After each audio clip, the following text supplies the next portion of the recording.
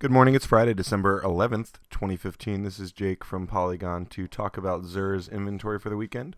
Xur is the exotic gear merchant in Destiny. And first up is the Helm of Inmost Light. This is a Striker Titan helm. Gives you 2 extra perks on your Fist of Havoc, and that's pretty great, especially given that Striker Titans are sort of getting a buff to be in line with the Sunbreakers, and they're sort of nerfing Sunbreakers a little bit. Definitely going to see more popular Striker Titans, so this could be a good pickup if you're considering trying that out. Radiant Dance Machines.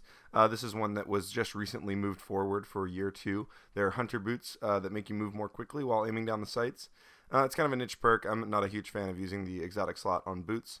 But if you know the Mida Multi-Tool, which was just released for year 2, and this together make you move pretty quickly while aiming down sights, so that can be interesting in Crucible.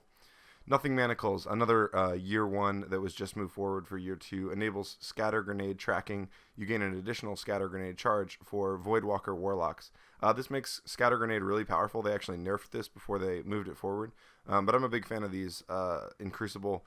Fun in especially in Control when you're taking a point and you can just huck a scatter grenade into a group where there's a bunch of people. And then Monte Carlo.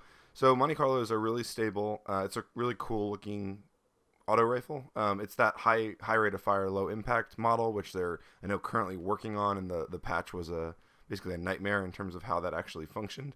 But I know a lot of people who really like this. It recharges your melee when you're using it, reduces the cooldown of your melee, I should say, which can lead to some really crazy chains if you are using throwing knives as a hunter or any of that. So I recommend picking it up if you don't have it. I think it's a neat gun.